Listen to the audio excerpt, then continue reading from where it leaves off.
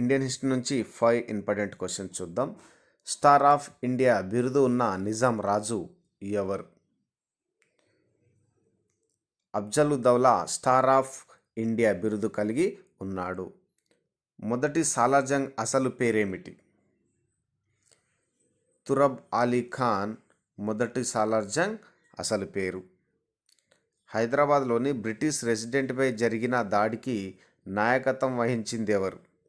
Turrebaz Khan British రెసిడెంట్పై జరిగిన దాడికి నాయకత్వం వహించింది Turrebaz Khan.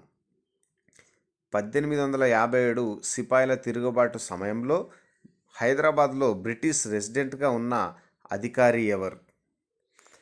Colonel Davidson British resident అధికారిగా ఉన్నారు.